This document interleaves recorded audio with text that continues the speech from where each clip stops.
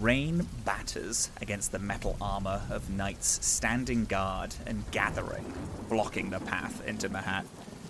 On the other side of the bridge, a large group of Brook Lane citizens arm themselves with laser rifles and explosives. On Liberty Island, a whistle blows and work stops. The ladies of the lake take a step back and they look at their finished work. Throughout New York City, radios tune themselves. Good morning, people of New York City. Welcome to some news about the Wasteland. The group that assassinated Francis Morgaux is still at large, but they're believed to be allied with the Kings of Mahatt. They were seen talking in a king's shelter in Brook Lane before making their way to where Francis was staying. It is believed that the outpost was originally built to help with the assassination. Brook Lane guards let the assassins in, believing them to be allies, and found a massacre of charred bodies and blood when they arrived, and after they heard a commotion. A survivor on the scene said, quote, "This is what liberation is," before being taken in for questioning.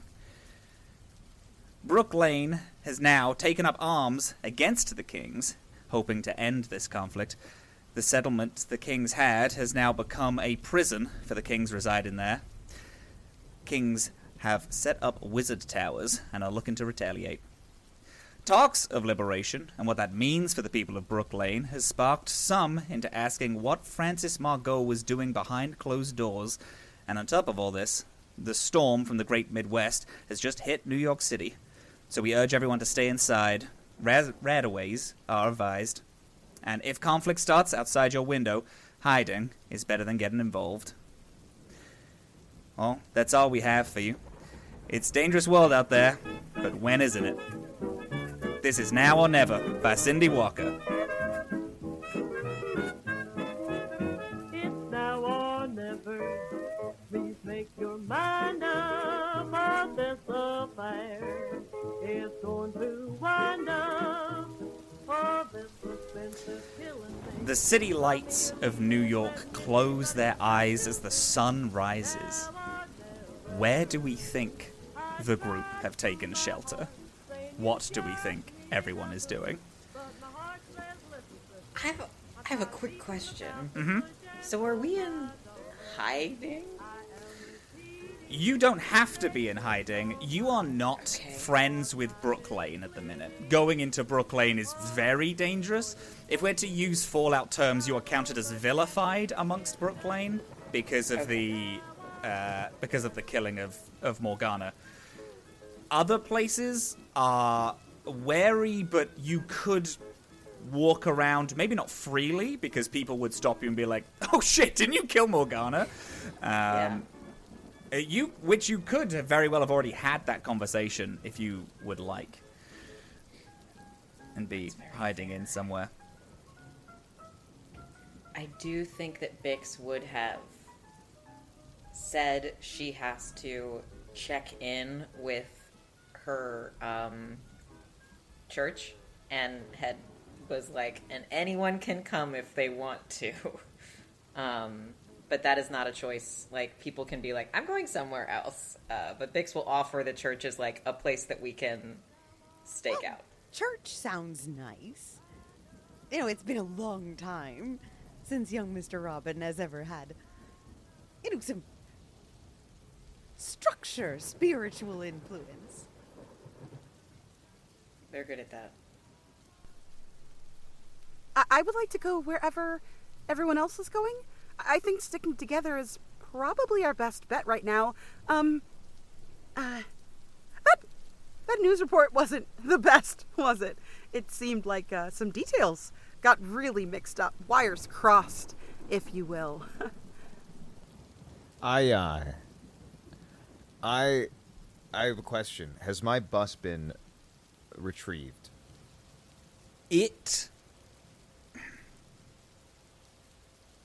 The ladies couldn't have picked it up. Brook Lane didn't know it existed. If you're to find your bus, your best bet is to go to Mahatt and speak to the Kings about it. I don't know if you would have found it yet. Okay. I feel like I took a bit of a breather from the group. Not in a I need to be away from them or hide from them, but more of a I need to go decide what my next steps are in sort of... I mean, at this point, I think, in terms of Brook Lane, I'm the one that everyone knew in Brook Lane. Mm-hmm. So I'm probably the one that is the easiest to spot. I'm probably the one that they think was the mastermind behind the... Like, I was the arbiter or whatever, because I'm the only one that they knew. You know, if they were to recount the guards downstairs and stuff, saying, who did you guys let up to go speak to Morgana? It's going to be me. Mm-hmm. So I'm probably... I think my safest bet is I probably went over to the power power plant that we went to in the beginning. Oh, fantastic. Sure. So I'm hiding out there. And I tell everybody here knows it's not like that. And it was just give me a couple days. And I'm currently writing a statement, a speech to give. And so I think my first goal is going to be to broadcast it to Brook Lane.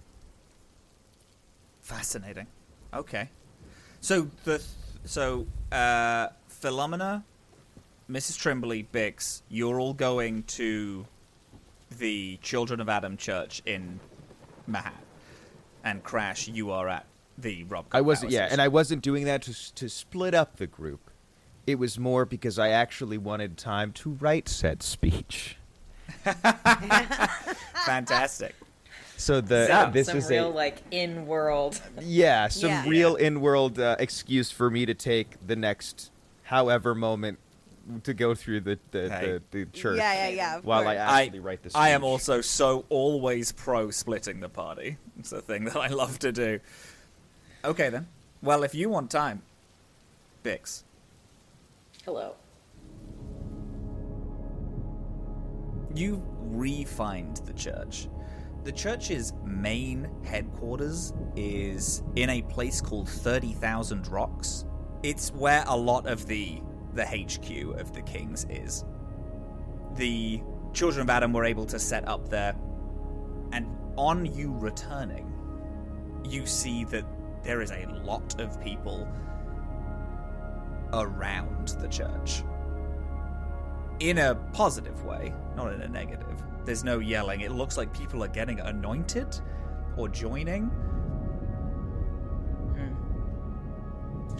Where Bix would consider this like a very exciting win historically, she actually feels a little uneasy. Like, part of the reason that she wants to go back to the church is that she's having a lot of conflicting thoughts about things that she's been told. And so seeing all these people here, I think, makes her stop up for a second.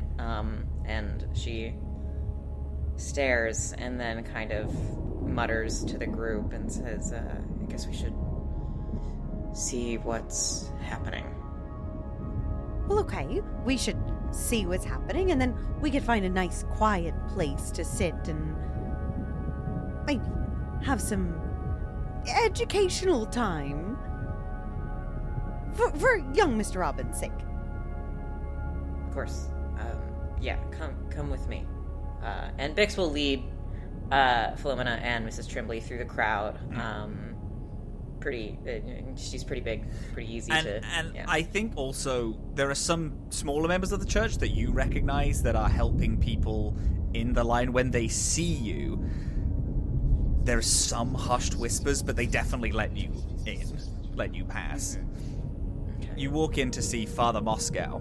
At the end of the church, people are walking in, and almost like being knighted, he is placing radiation rods on either side of their shoulder, and people are getting heavily irradiated, and then standing, joining the church. Okay. Sees you, hands the radiation rod to another member of the Children of Atom. Bix! You return. Hi, Father. Yeah, back. What's happening? Wonderful news. people... We have teamed up with Merlin and the Kings. The Kings have finally understood that this is the way forward, that we should join forces, the church and the royalty, hand in hand, walking together into a new age. Thank you, Bix. We have heard. We heard of Morgana, and you being there, we can only assume you had a hand. I might have lost my temper a little. The atom is good. The nucleus is strong. We knew that you were destined for greatness, Bix. This is... What? Fantastic. Okay, so this is all from the Kings and us coming together? Yes. Some members of the Kings, some people are scared citizens of Brook Lane, understanding that there is a new way. The tourney wasn't as successful as we wanted it to be. We couldn't get a lot of people to understand the power, but now, in these times, more and more people are turning to us every day. Right. Yeah, and Bix kind of takes a look over at these people who are coming to get anointed. How are they looking post getting hit with this rod? Some people are a little worse than others. This isn't such a high dose of radiation that it will kill you, but it definitely will. At worst, it will knock you out for a few days. Mm-hmm. You remember your anointing and the burn marks that you got. So there are some people who stand up, are able to soak up this amount of radiation and are fine. Other people get woozy and fall down, and some members of the church pick them up, and they don't give them any rad away, because that is just the opposite of what they want. They give them a stim pack, and they give them some food. Yeah. Okay. Good. It looks, I'm mostly for hitting things, so it's not. If you say it's good, it's good. A lot of people, when the bombs originally fell, thought that's all that they were doing as well. But they brought us into a new age. There is nothing bad about just hitting things as hard as possible. There's strength in that power, the ability to understand that you have to become new. You have helped, Bix. Very, very much so. Yeah.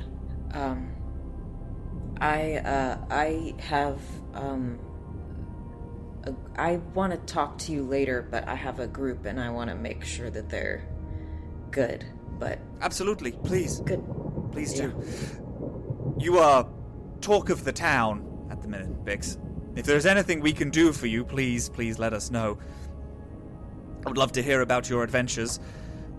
You've been gone for far longer than we intended. Yeah, my friends are good at talking, so they can maybe tell you. Yeah. Good. Right. Fantastic. Turns and just beelines right back to Philomena and Mrs. Tremblay. So we're safe here. Oh, very good. I assumed as much.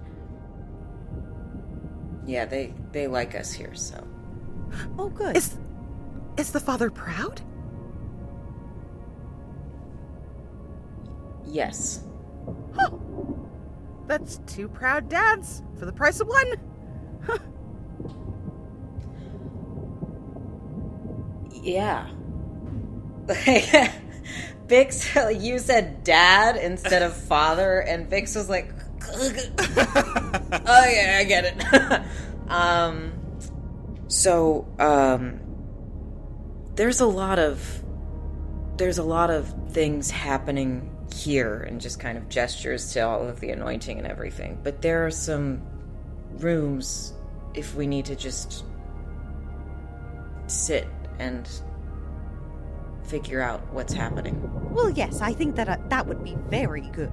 It's been a very, very intense week for young Mr. Robin. This kind of adventuring and all hours of the night travel and just so many fights and all this fire. It's just a lot of excitement, and I think having a nice sit would be very good. And also, darling Bix, I think that, if this is a church after all, we have a big mission ahead of us.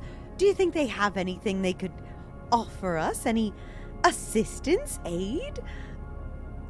I remember churches were all about that at one point or another, I think. I'm pretty sure. Oh, Father Moscow said that we could, if we needed help, that anything that we could have. So, yeah. Oh, Definitely. Anything we could have. Oh, well, that's great news. And they have big guns? Do they have big guns? They don't have big guns. They have weapons. There's a lot of energy weapons around. I remember churches had big guns all the time. Specifically the ones in Texas.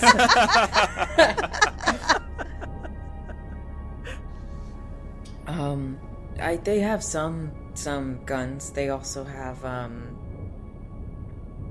stuff for health and that.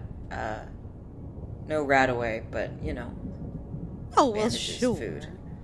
Well, that's all right.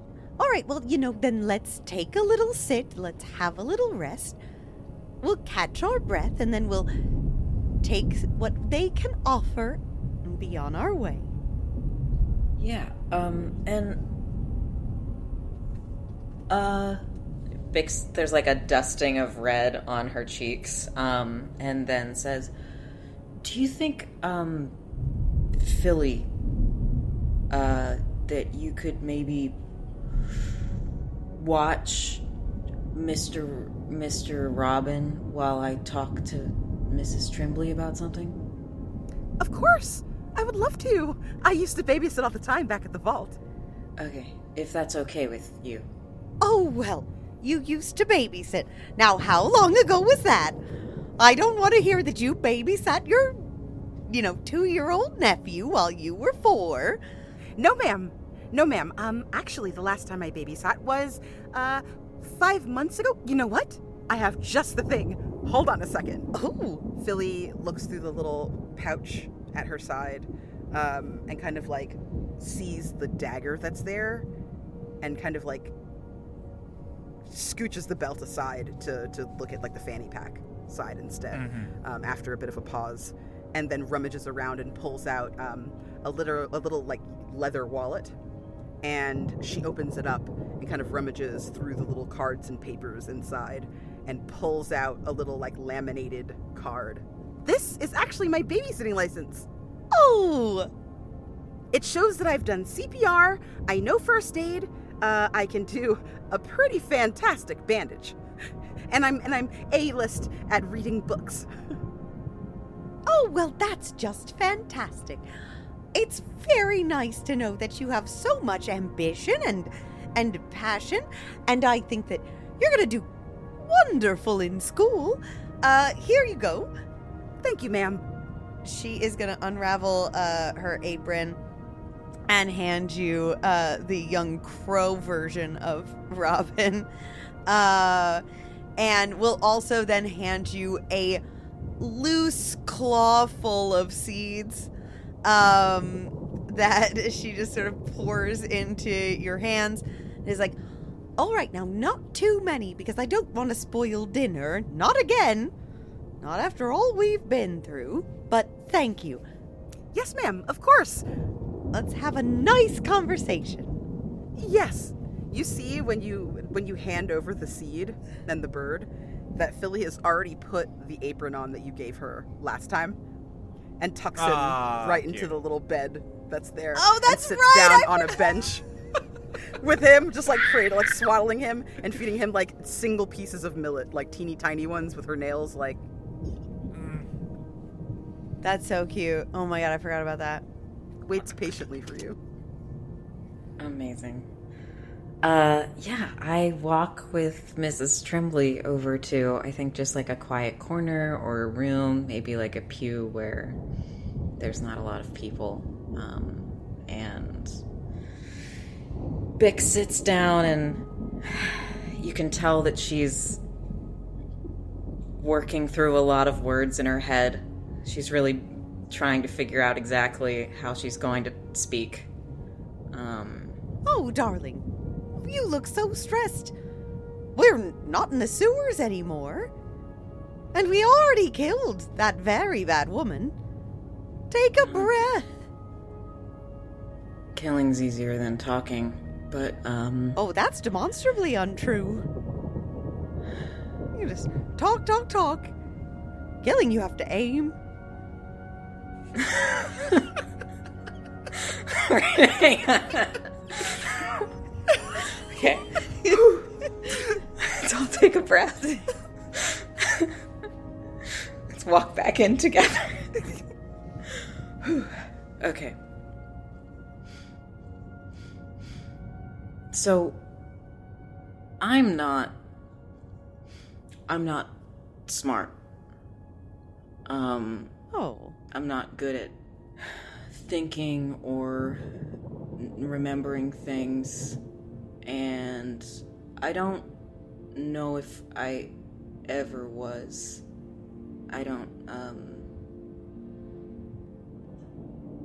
They say when they found me that it's not good to be out in the sun that long, so that's probably part of it, but I don't know.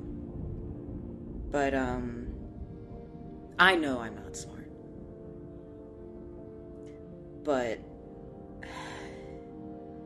when you're like that, people lie to you a lot. They do it because they don't want to deal with you, or they think that you can't take it, or they just think it'll make things easier. And they're right, but I know they're doing it, and it doesn't feel good. And I would like people to tell me the truth, even if it hurts. I know what it's like when they don't. Oh, well, of course. Honesty is the best policy. That's in several books. And it's true. Mrs. Tremblay, you know that Robin's a different bird, right? Different to who? Well, he's very special. He's a very special young man. 3 of them have... I think three of them have died. And that one's a crow. Are you? Is this some sort of little nursery rhyme type thing? Like a very special bird and crows of a different feather? You know, things like that. I was never great with metaphors. Just shakes her head. No. Oh, okay. Well, very... okay. Dear, I'm not sure what you mean, and I don't think... It's okay. It's...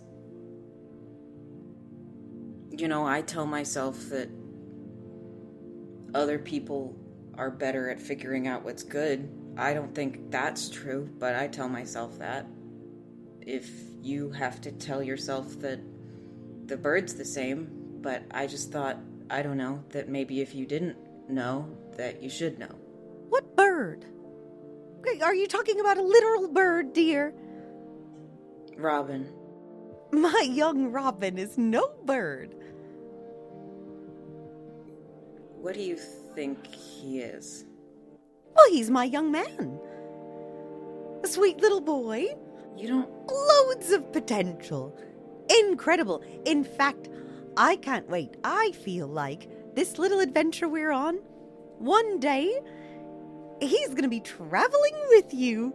Her, brows screw up really hard. Did you work for Robin's parents?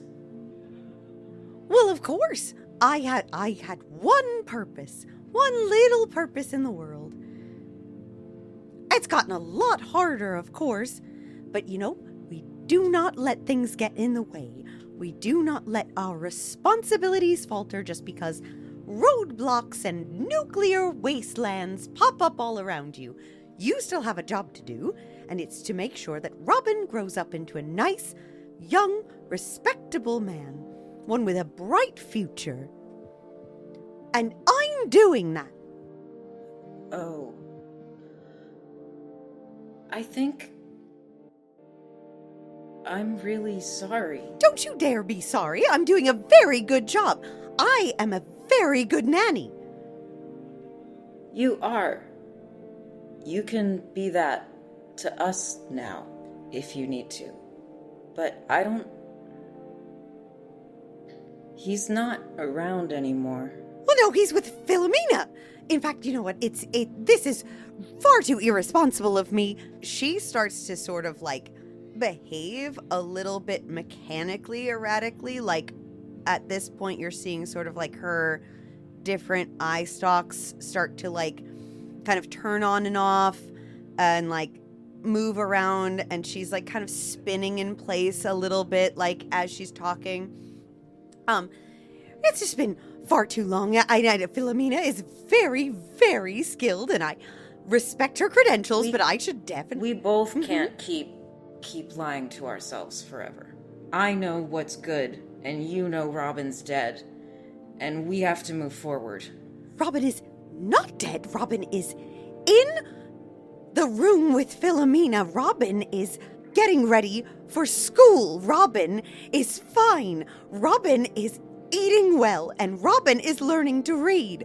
Robin is... And there's a sort of glitch that appears on her central eye stalk that is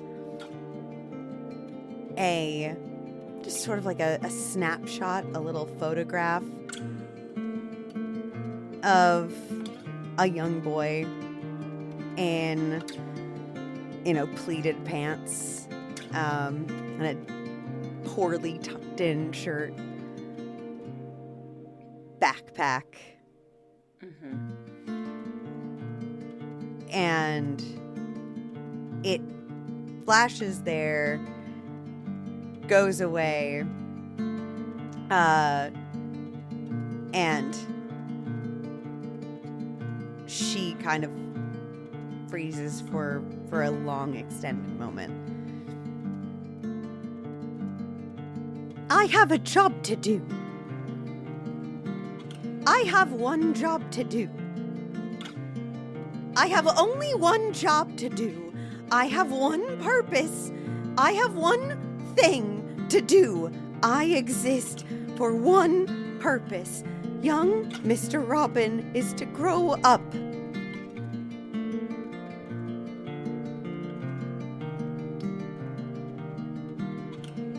We can find new ones. I don't think you're just a robot, Mrs. Tremblay. No. I'm a nanny.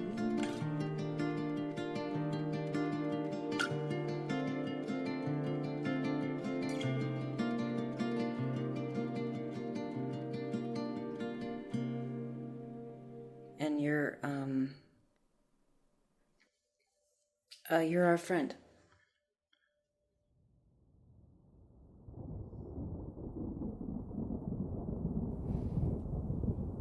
If I am your friend, if young Mr. Robin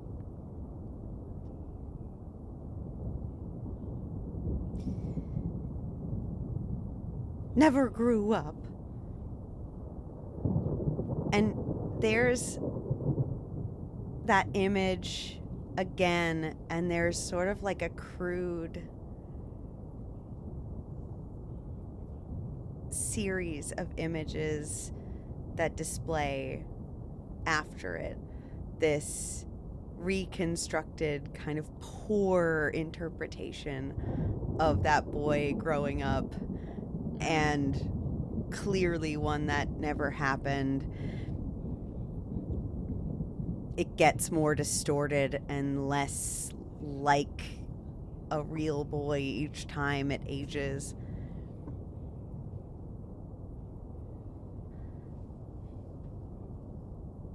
If I'm your friend and I continue on, is pretending the same as lying?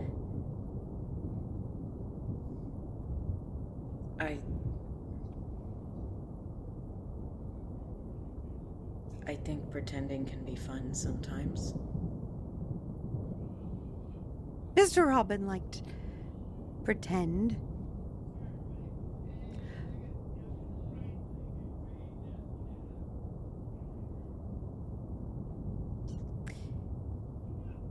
I don't know what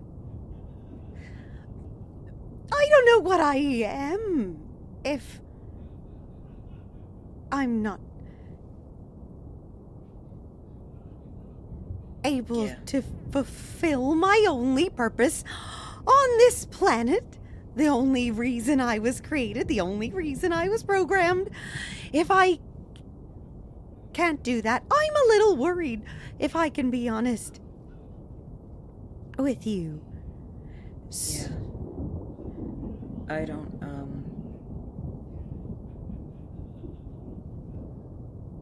don't know what I'm supposed to do either. So maybe we can try to figure that out together. There is that image, that kind of distorted, growing image that has now aged to like this absolutely deranged interpretation of the young boy that you first saw as an old man. It looks nothing like a real person. It is a poor rendering that she has created in her mind, has appeared, and that kind of fades and distorts and then flickers eventually away back to the normal look of her camera eye stalk. And the kind of erratic movements that she has been making, that spinning and that kind of panicked glitching of her eye stalks, comes to a slow. She looks at you with all of her eyes, and in stillness for a second. And then almost like you can see her perk up. Mm-hmm. And with a very gentle, considering how big it is, tap of her clawed hand on the top of your head. Do you know what's very exciting? What?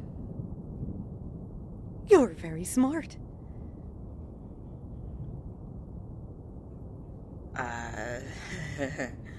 No, but thanks.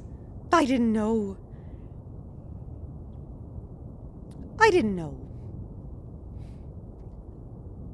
And I'm a computer. Very smart of you.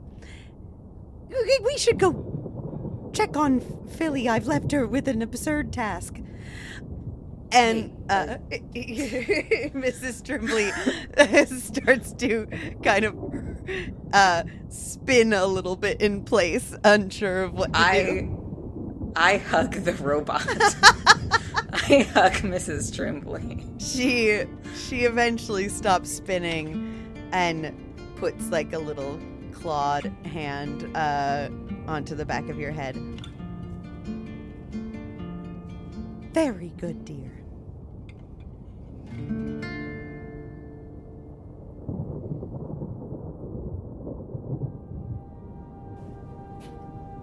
Philomena, as these two are having this conversation, young Master Robin is easy to look after. He's a crow and is smart, so is very happily munching away on seeds. But as you look after young Master Robin, you see walking past you, past the church, toward the Brook Lane bridge, a militarized squad, maybe, might be a bit harsh way of saying it. A group of people with a lot of weapons, all of whom you recognize from your vault back home. Philly has been sitting there having a full conversation with this crow. Going in deep, telling him stories of her childhood and the history of Vault 12 and how he came across this great nation from the west coast to the east. And you are on your own journey, young Robin. Your own journey, yes. And you are in the best hands possible. Having a full conversation and then sees them. Mm-hmm. What wonderful timing. Those are some of the people I was telling you about. I don't want to leave this spot. I promised Mrs. Trimbley that I wouldn't, exhaust you any further. But, hi, hello. Hi. I've missed you. Upon your hi, someone turns to you, Nagul. Young femme. Long hair as much as it's falling out of her head. She's in the vault. She always tries to keep it on her head. She tries to keep it as well maintained as she can, considering that every passing day another few strands leave it. She turns. She is wearing knight's metal armor and has a plasma rifle. Ah! Philly! Ginger! Oh my god, I can't believe you're here. It's exciting, eh? We've all been asked to join. Join? Are you on a Rumspringer as well? No, not necessarily. Sir Gawain came round and said that it was time for us and the kings to make our stand against people that are trying to harm them. And your father talked us all into it, said it was a good idea, said that the kings need to stand up, and we at the Vault, we've lived very sheltered lives, we need to stand up and we need to help also. You feel prepared for this? Well, we've all done the shooting range. We do Yes. the obstacle course. Yes. And we stay very fit in Vault 12. We say very fit. So I think we're the best team out here. So, having spent some time on the outside, I can say that I do think you can do it because I'm a little less handy with a gun than you are, and I'm still here. But I also have a great team of people who are helping keep me that way, and I just make sure you watch your back, okay? It's different when it's like not just moving around a little, but like a lot, like when it's coming at you and you see, the eyes and the teeth of certain things or the end of a weapon of other things. It is unsettling to say the least. So you're all kitted out. Look at you and your armor. Wow. Yeah, I know we're not the same as you. We're not great talkers, but we have a lot of really talented, cool people here, and we're all excited. We've left the Vault. We're experiencing the Wasteland for the first time. Our parents did it, and now it's us. Yeah, it's gonna be good. It feels good fighting for something worthwhile. That's I think Philly goes to protest again, like genuinely concerned about these people, knowing what she's been through and how much more involved staying safe on the outside is compared to anything she could have ever imagined. But seeing how pumped her friend is and seeing how much less hair they have than last time and knowing that not everybody is as lucky as she's been. I think they kind of just swallow those protestations and kind of set their mouth in a line for a minute, think about what they're going to say next, and then shake it off, their smile back in place. Yes! That's awesome. You have a purpose in this world. And it is important to fight for the people that we love and the things that we believe in. And you know what? You're tough. I've seen you shoot. And you're fucking good. Don't tell my dad I said that. Philly swears now. Wow. Shh, please. I'm really trying. This wasteland has really changed you. It's gonna change you too. And I really hope that we can talk more about this when this is all over. Because I want to know what you get up to. I want to know about your time and about the people you meet. And, you know, Gawain is like, not like a bad looking ghoul, you know? Like, I don't know if you noticed. You're telling but, me. Yeah, like, you're telling me. fills out that armor. I don't know. So, like, you know, just do your best.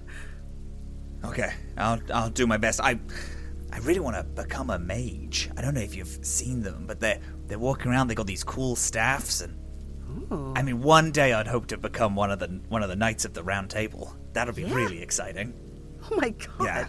I will be the first person in line to congratulate you. Yeah. Oh. Okay. I gotta get going. But it's so nice to see you again. Everyone, as soon as you left the vault, everyone was talking about how excited they were for who you're gonna be and what you're gonna do, all the stories that you're gonna tell us. I'm excited to hear them. Oh, I've got so many. But I won't hold you up. Please go join the others. And Ginger, I think as she turns to go, Philly grabs her gloved hand. Hey, there's something important that all heroes should know, and I learned this from my friends. 2 tiny pieces of advice. Number 1, not everyone who you think could be a friend should be a friend. And it's okay to run. There's no shame in it. If you get overwhelmed, you can run, because that makes you a stronger adventurer. You can come back the next day, and the next day, and the next day, and hit it until it's done. If you're smart enough to know when to run and when to stand your ground. Wow, you have learned a lot. I'll bear it in mind. Yeah. God bless the king. I'll see you when this is done. Of course. Good luck. Ginger turns and skips away, back to their unit. Robin, I didn't introduce you. Oh, that is so rude. Oh, wow. I'm so sorry. Listen, you are more than enough to be a person worth meeting. You are very interesting. And you know what? I will rectify that. The moment this is over, I will make sure that everyone knows who you are. It's a good thing Dog is with Mr. Pants Cooper, because I wouldn't have remembered to introduce Rambo either. Embarrassing.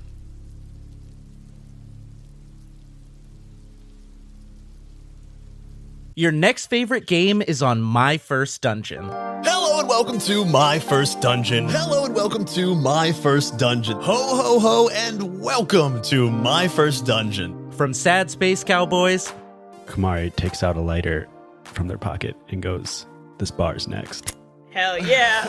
Hell yeah. Let's go. To death metal Viking cats. Hello Kitty, you see Melody Tuffington flying through the air, jacked as shit, massive legs, to horny snowmen? The sad part is that Joshua never gave Frosty a penis. No. And everything in between. It was a dark and stormy night. We've got something for everyone. You're a special Gertrude girl in a special Gertrude world. Happy birthday, happy birthday. I'm not a skeleton. Learn the game, then hear it in action. That's Snake Eyes -2. That's a 0. Snake Eyes, that means that we have our very first plot twist. Anytime somebody rolls doubles, we get a plot twist. So grab some headphones. And get lost in a story with us. I'll be honest, I don't know all the rules of it. We'll kind of figure that out as we go. But do you want to just play? I've got some great stories to tell you. And remember, if you're having fun, You're already doing it right. Oh, fuck!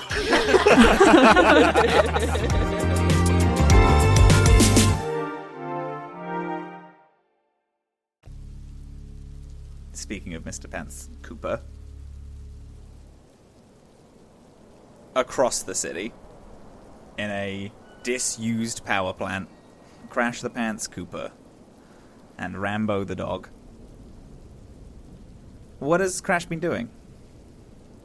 I'm sitting there with a little broken off piece of paper, ripped off piece of paper with that you can see is a million crossed out lines. And I've got a furrowed brow staring at Rambo. Is this played out? You like this one? I don't know. I feel like I've written and rewritten this every time. Feel like you could help a bit more, Rambo. Bark. Yeah, I know. Woof. No, but if I said that, then no. I can't imply that I'm gonna be the head of Brook Lane. I have to Woof. say that I'm willing to. Woof. Bark. No, I know there's no one else that knows Brook Lane like I do. I know, but it doesn't mean that I can walk in, kill the leader, and claim the throne. Wow. Rambo, I know that you like to kill people, okay? I don't like to kill people. And I know you had your own things to say about... I know you didn't like Morgana either. I know she made you the way you are, but... Do you really think I have it in me? Truly? Bark. Yeah. Woof. Pants. Mm. Yeah. No one else can make that decision for me, not even a deeply intelligent dog like yourself. Bark. You want to play fetch? Woof. I knew it. Bark. I pull out a little welded shut piece of carburetor and I throw it across the power plant. Full sprints toward it. Classic dog behavior. You forget that it's a freak as it's running and grabbing and chewing on this piece of metal. You know, they always say that dogs are a man's best friend. Well, bark. Okay. Well, I'm not saying you were my best friend. Don't act like I made a social faux pas. Look, I'm not saying that just because you're a dog we're best friends. We're not okay? What other friends do you have, huh? Who else would you consider your best friend? Bark! Mrs. Trimbley? Oh. You know, I get it. But you know...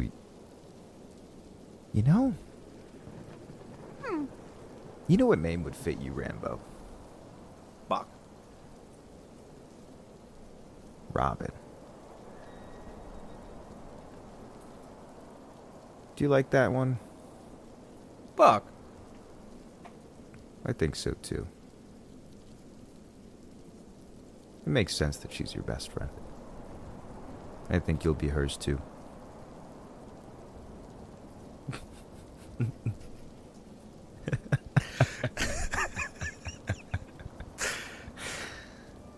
Yes, Dylan.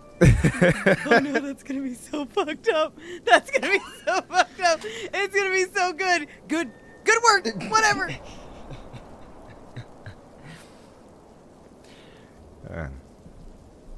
And I wrap up all my belongings. There's some wrappers of field rations scattered around me, and you know, Robin, you know what I always say? Leave a place cleaner than you left it. Brook Lane's kind of messy right now. Wasn't very kind to me. So what do you say? What do you say we go beat the shit out of some dude who has a radio tower so I can let the whole world know? Bark. And I start my stroll back into town. The radio tower, if you're looking for it, you would know where Billy Vinny, the ghoul with two names, resides, where his radio tower is. It is a little outside of Brook Lane. It's teetering on the edge of Brook Lane and Mahatt. Well, I make my stroll, and all the while I'm playing Kick the Carburetor with Robin. So I kick it, and he kicks it, and then I kick it. Yeah. He kicks it. What do you think your IQ would be if you were to get a test? Buck. Okay, well that's higher than like 90% of the population. You can't speak so highly of yourself. Okay, I've never seen you do any thermodynamics or quantum theory. You're talking big game, Woof. Albert Einstein. Woof. Oh, yeah, I know I haven't either, but I'm not sitting here saying I have 140 IQ, okay? Bark. Damn it. Dickhead. Didn't think I'd be stuck with the dog that's got a bigger head than mine.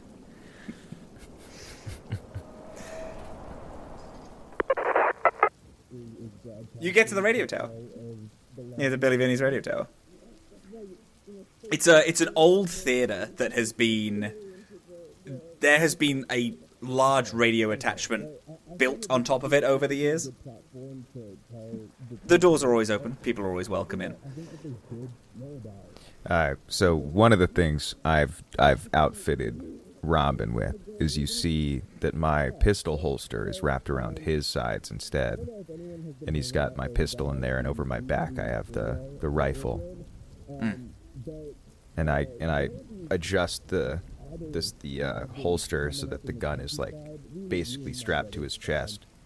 And I go, if they ask to keep the weapons, I'm gonna make you sit. I'm gonna make you lay down like you're a nice trained dog, and they won't know it's there. Give me one. Headbutts. Headbutts my fist. Yeah. There it is. And I... Oh, Mr. Vinny! It takes a few seconds. There is a constant blaring of a radio show above where you are. It's outputting from the tower. It abruptly stops and goes to a song. And then walks through. You hear a door unlock. In a barbershop quartet outfit, a ghoul pokes his head around. Well, well, well. I don't see a well around here. Haven't seen any groundwater. I just see public enemy number one. Ain't that the truth, thanks to yours truly and my fella in front of me. Billy pokes his head out and then looks both sides of the street. Well, my friend, you better come on in. I agree. Don't want anyone thinking you're harboring a fugitive. Well, that's exactly what I'm doing. I'm imagining I'm gonna get a good ad spot here. You're not here to kill me, are you? You know that's gonna be a bad idea. I agree. Then I take my rifle off and I hand it to him. And I hope Robin lays down a little bit. Like, looks at Robin. Alright. Sure. I imagine this is everything you're wielding. You know it's not. I'm not stupid. But I gave you the big one. I gave you the big one. The other one's just for flesh wounds. That one's for blowing your heart into your asshole and giving you blood diarrhea. Oh! So you can do that to me instead. I like that. I'm sure you do. Mind if I procure some radio waves from you, my kind sir? Now, if you do this, people are gonna come knocking and I'm gonna get the shit beaten out of me. I need you to do something for me first. And what is that? I don't know. What are you offering? You came here. You surely knew that I wasn't gonna give you these radio waves for free. Oh, I knew that. Well, I cut the head off the snake. There's a big old power vacuum at Brook Lane, like you've been reporting on. And you know what you need to power a vacuum? electricity. And you know I've been camping out in that there power plant for a while. What do you say I make a vow? For as long as I'm alive, you'll have power to run your little show. I'll make sure no one reroutes it away. Now I do like that. I do like that! Mm-hmm. Never gotta stop. And on my bus, got a little collection of records.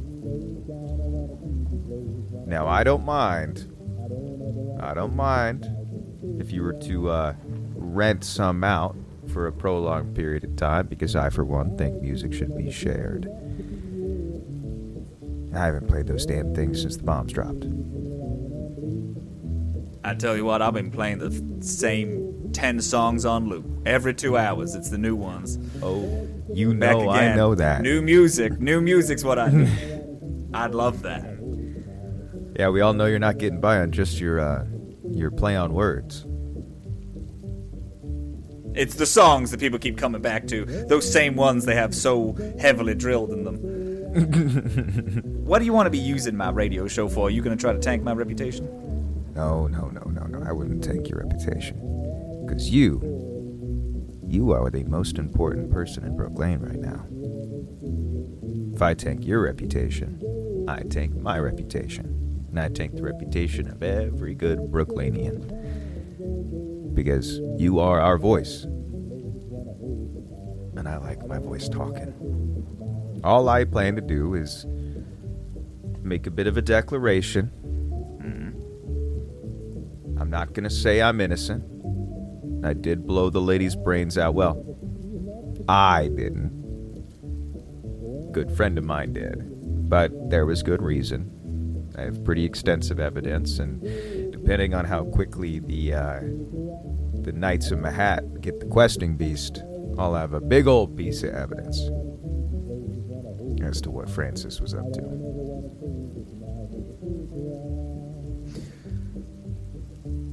Well, all right. I just plan on hopping on, saying I'm innocent, and letting people know that if they're worried about the safety that they've had going under, now that Morgana's gone, that myself and some very well-versed friends of mine will do our best to keep them safe. Sure. Just a declaration of innocence. Smooth talking, crash the pants, Cooper hasn't got nothing else up his sleeve. Nope. And I don't plan on shitting him anytime soon. All right. Come on in.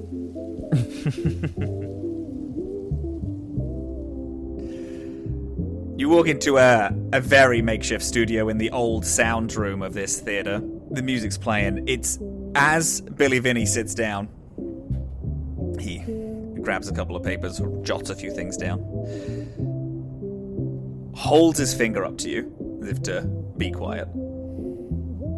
The song that's currently playing drops. Salutations, Wastelanders. This is Billy Vinny back at it, and I have a special guest.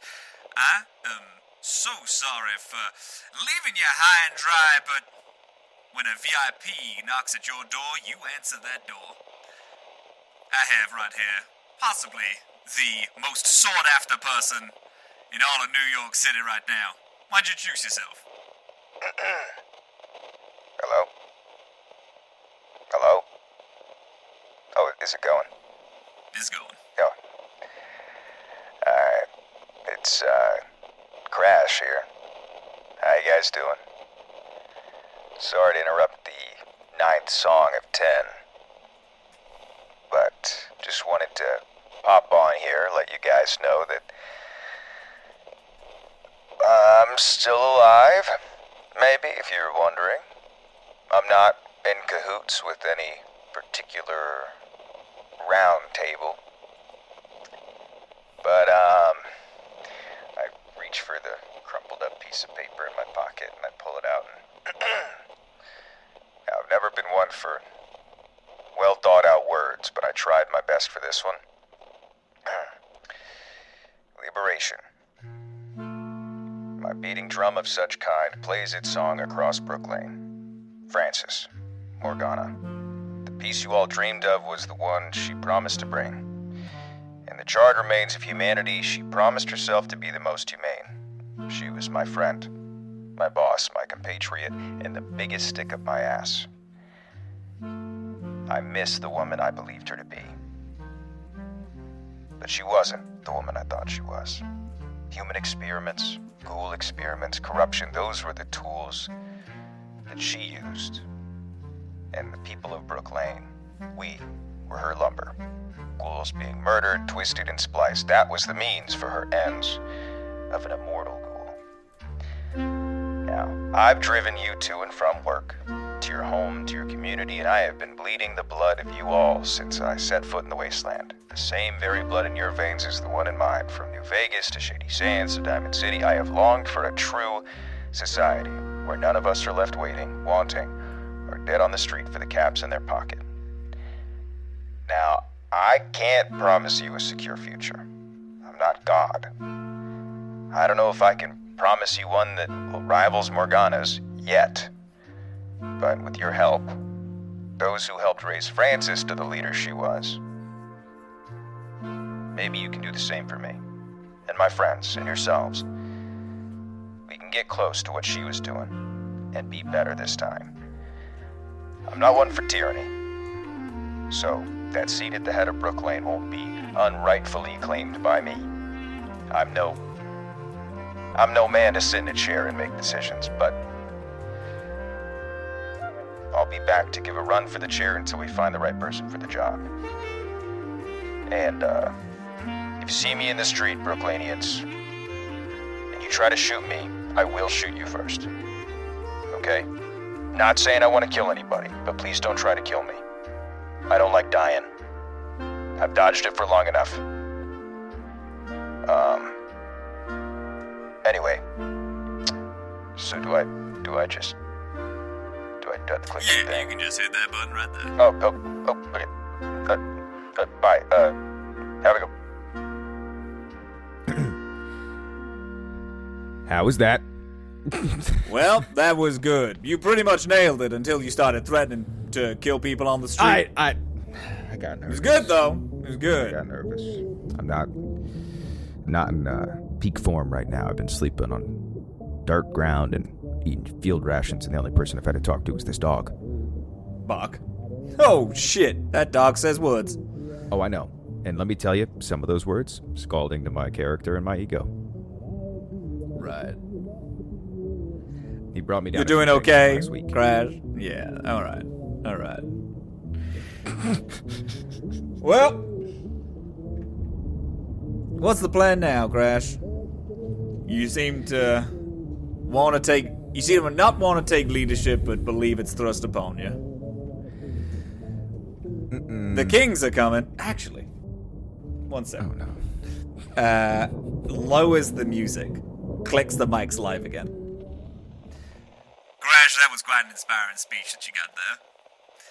With Brook Lane in the turmoil that it's currently in, with the kings moving in, a lot of Brooklanians fighting against it, with who knows what's happening with the ladies of the lake, tell me, where are you gonna be? You trying to set me up? War is coming, Crash. It's essentially on our doorstep. We're one gunshot away from a nuclear winter. Someone is gonna come out of this alive. Why are people gonna back you? What message are we sending the kings now? That we're alive, we're here, and Brook Lane is Brook Lane. And we won't turn anyone away from our door that needs a door to go under and go in. But we have our space, you have your space, and I think we could reach an agreement where all of us can have food, power, shelter, without setting up barricades and blockades and setting up grand quests. Now listen, I'm all for quests. They've paid the bills for years for me. But I think we can do it in a better way.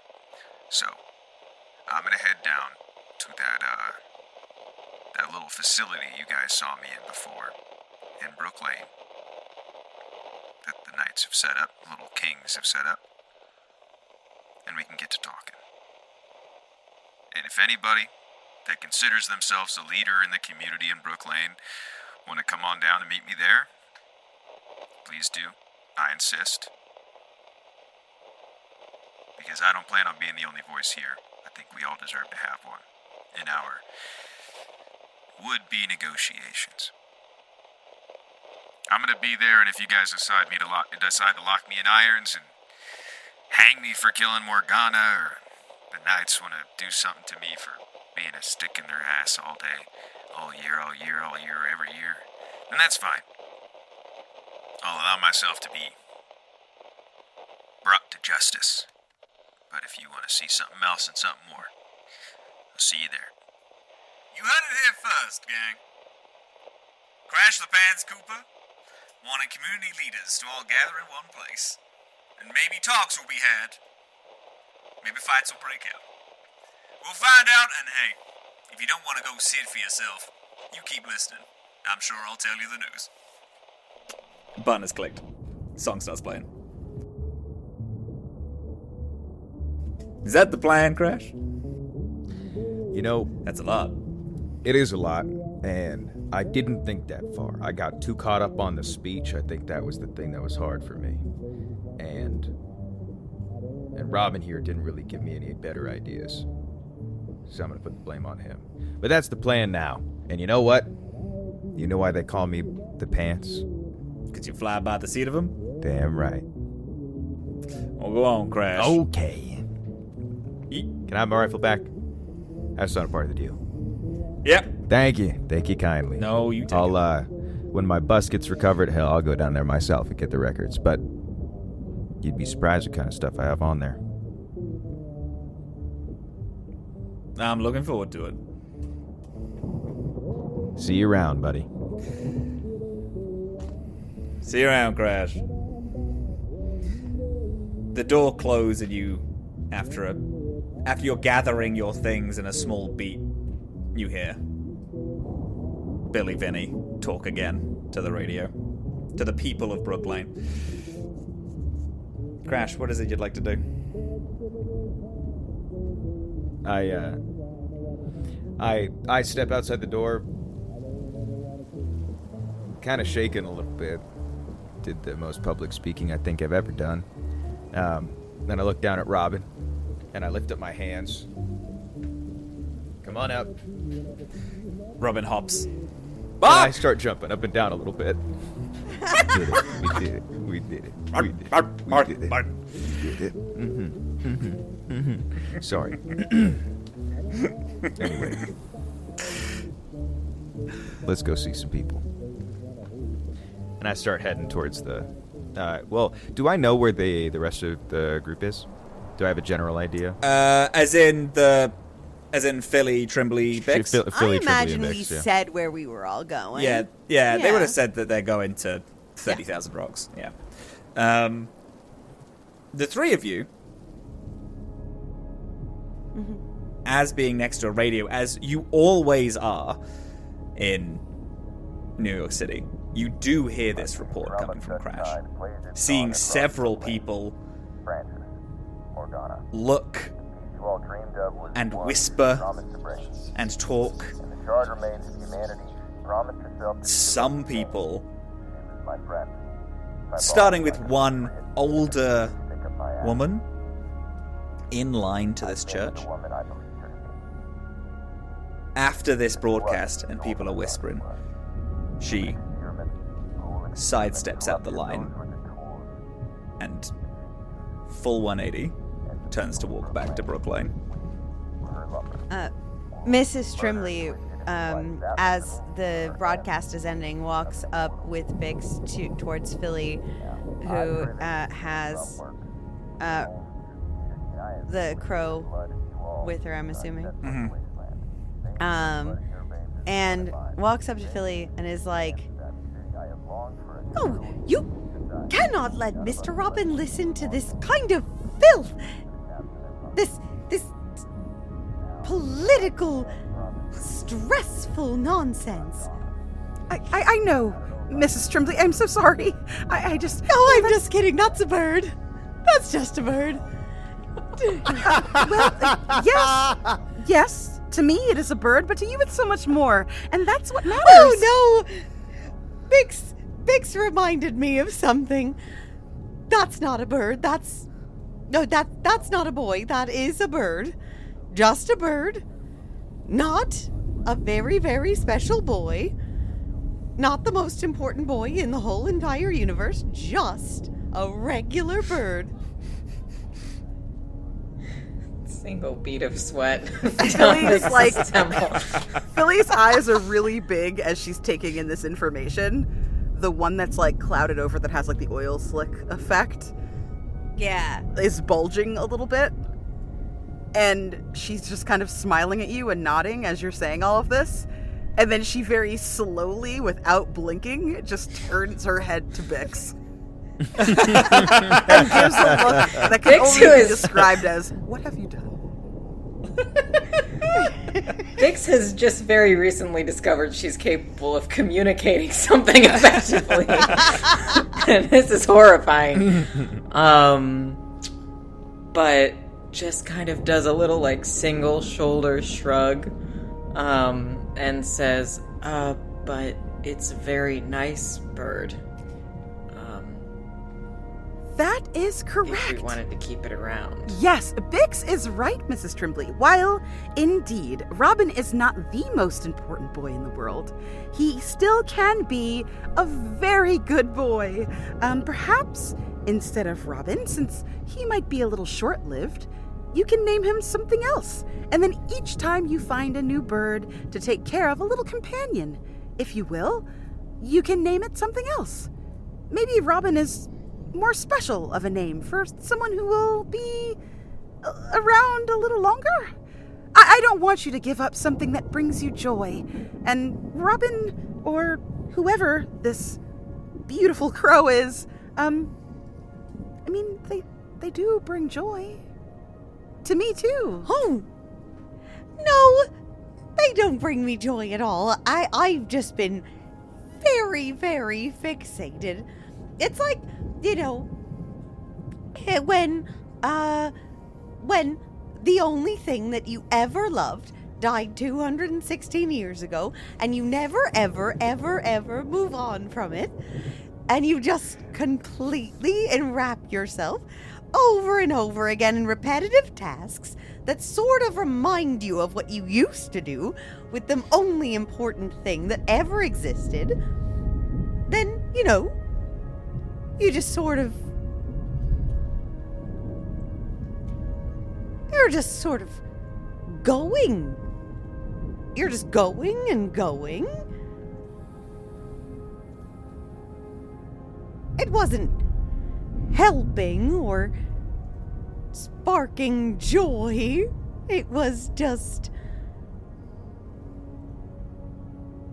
And she weirdly, like, kind of takes a soft look at Philly, even taking, like, a kind of cocked eye position at her. It's just self-preservation is what that was. I understand. You were stuck. I was stuck. But, you know, once you get unstuck, what is there to do?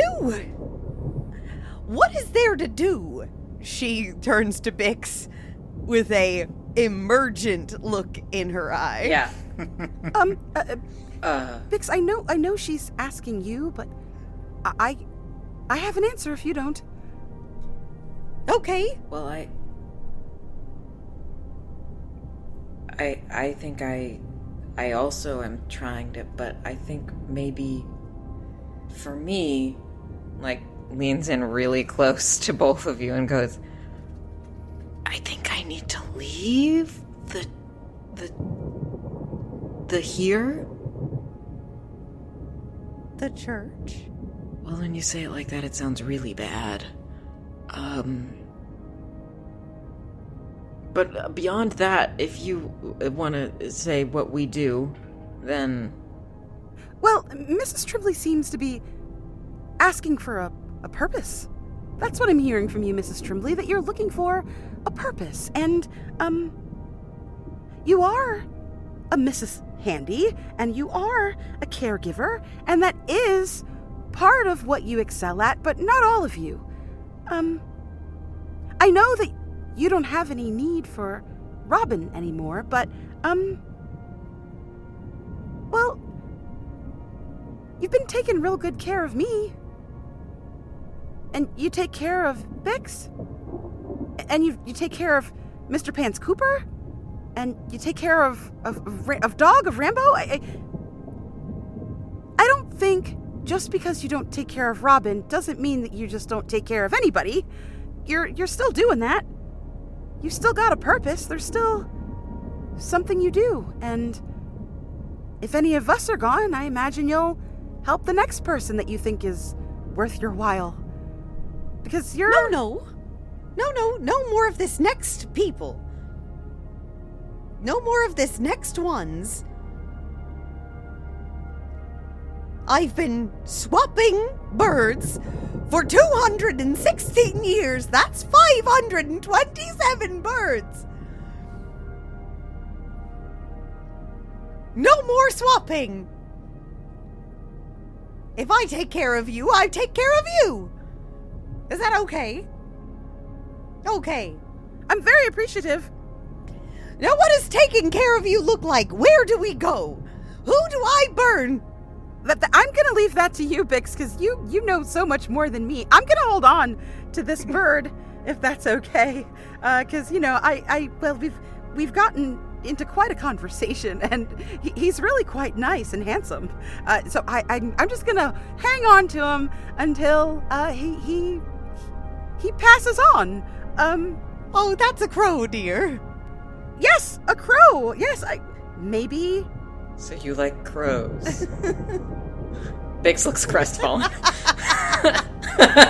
Maybe that's your name. Is your name Crow? Oh, that's lovely. Oh,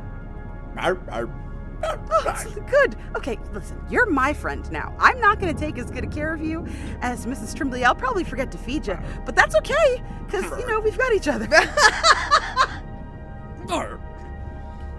Like I said, I've babysat before. I'm getting carried away. Mrs. Trimley and Bix. Bix, why are you leaving the church? That is also important to you. It feels like we got here, and suddenly all the things that are important to people are just upside down and inside out. And I don't want to lose what's important to me, which are my friends who just marched into the mouth of, I don't know, hell, I think. And then you all. Yeah. Maybe not in this room. Talk about it. All right. We should maybe head out and find our way, to Mr. Cooper, and we can talk about it on the way. And we can steal some guns on the way out. Oh, yeah, I'm gonna, Bix does run back over to Father Moscow and see if we could get any supplies. Supplies. Yeah. Yes. You go over to him. He's very... Oh, yes, of course. Mm-hmm. Gives you 12 stim packs. And gives you a gamma gun with the splitter barrel mod on it. What? Of course, my dear. I absolutely. Hands the gun. Actually, no, doesn't hand you it, but gestures over to a chest behind the pew. And then is seemingly getting more frantic. Like, you come up to him and he's like, yes, you can take, just take anything in that chest. I'm sorry, no, if you're in line, stay in line. And is, jogging lightly over to people and be like, oh, why do we leave? No, the church is good. You can stay here still. Yes. So I'm like walks like halfway away from Father Moscow, and then just says a little louder than maybe she should, so that people can hear her. Now I'm going to Brook Lane, and walks out the door.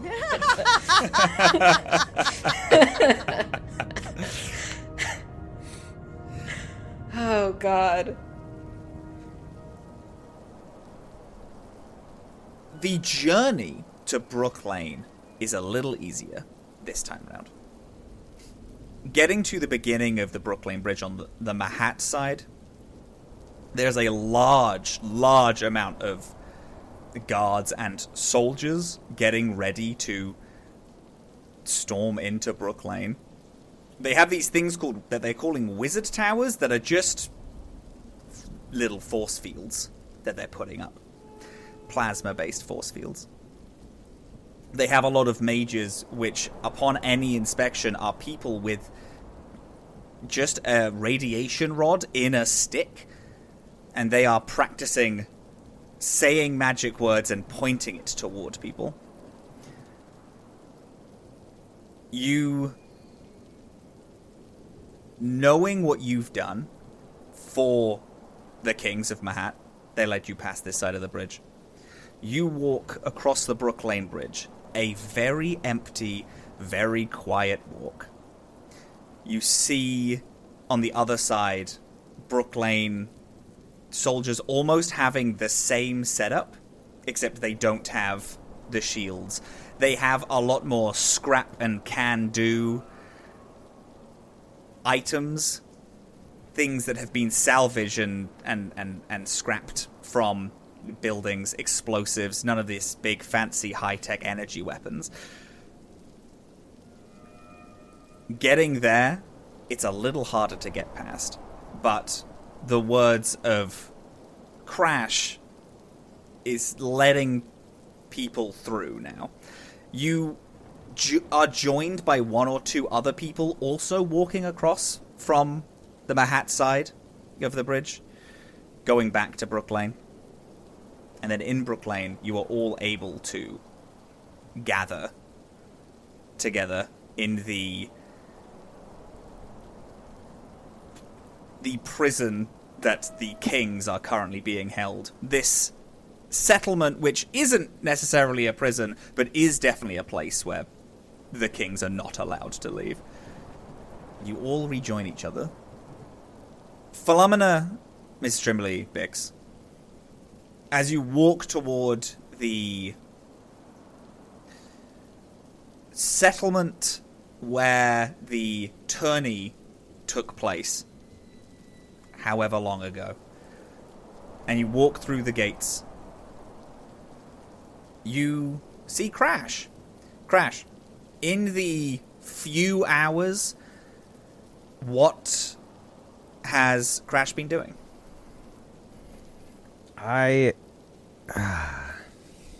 What have I been doing? I like to think that I've gone and... Again, correct me if I'm wrong. If there is some sort of list that I think I have of people that would be somewhat loyal to the potential cause, any other enemies of Morgana, Francis, or ones that I've helped out along the way, like that freaky dude that I dropped off that invited me over to dinner. David's there. That freak. That little freak. Yeah. You do see, over the course of the next few hours, you do see people turn up. You see members of Brook Lane. There was this stark separation between the people of Brook Lane and the Kings. The Kings were locked in this settlement. They had arms, sure, but it was definitely if you rush us, not all of you are going to get out. Are you going to risk being the one person to die and everyone else gets out? And no one was willing to take that bet. In the past few hours, people from Brook Lane have reopened gates, keeping a lot of the Kings in. Kings still are not friendly. But they're people from Brook Lane walking in. Community leaders, people who you've seen around. David is definitely one of them. There are a lot of friendly faces here, some you don't recognize. It's a bit strange, though, since you're taking this meeting in what essentially has been a group of people's prison for a couple days at this point. Yeah, Lancelot... us into the best way to break out of a prison is to be inside, yeah. Yeah. Lancelot is inside. The Green Knight is still there. Dr. Walcott, Philomena's father, is in there. Yeah, I like to imagine that I've spent the last few hours scoping the perimeter, kind of seeing places we could have vantage points, setting up people that aren't super obviously in view of the knights, in buildings in case we gotta get out and dip, kind of mapping an escape route, and then I hunker down until Trembly, Philly, and Bix come through. And when they do get here, I kind of give them my plan. You know, I've got a couple people who can't shoot on that building, a couple people who can't shoot on that building, and a lot of people who can shoot on that building. Why are they on the building if they can't shoot? Where else do you want me to put somebody who can't shoot close to everybody, where they can hit someone? They have just as much of a chance of hitting somebody we like as somebody we don't. But when they're closer, higher chance of hitting people we like. How was your trip? How was the church? How'd things go?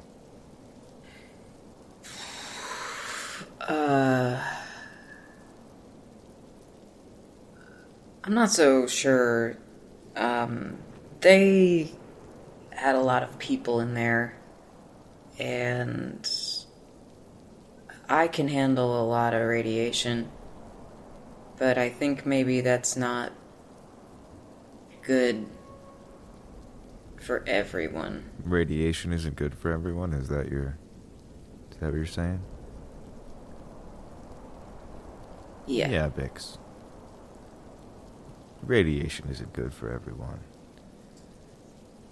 I'm sorry you had to,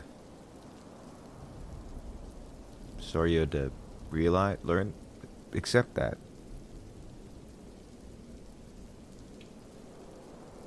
But hey. Yeah. Radiation's good for you.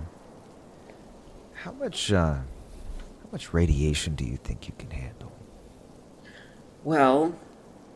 Not in a threatening way, in a curiosity way.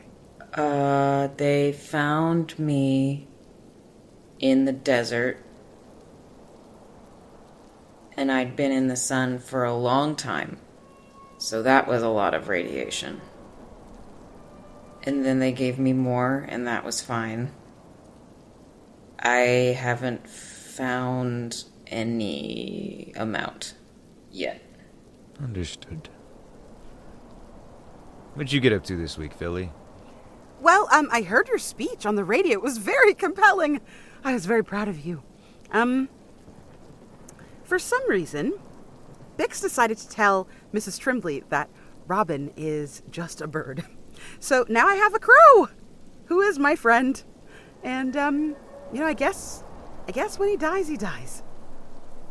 Very nice. Oh, I also saw my friend Ginger as well. She's marching off to, join the cause, and she thinks she's going to be brave like me, and I'm like, okay, but you don't have a Bix or a Tremblay or a Mr. the Pants Cooper to help you be brave. But she said she's got me, but I'm not. That's ridiculous, I'm sorry to hear that your friends are marching off to a war they're not ready for.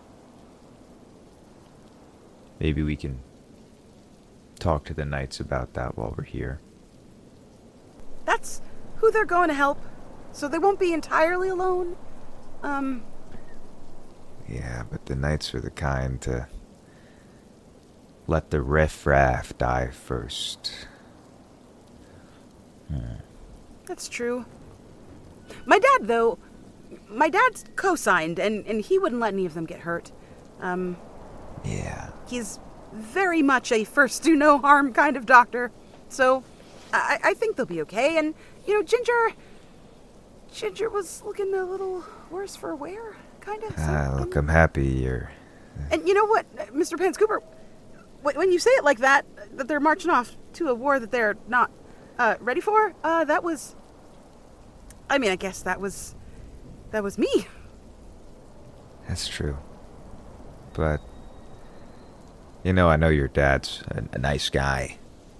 Smart, wants to help people. The nicest. But I know a lot of bad people who got a lot taller, standing on the bodies of nice ones. I think that's our, we'll make sure nothing happens to him. You and I can...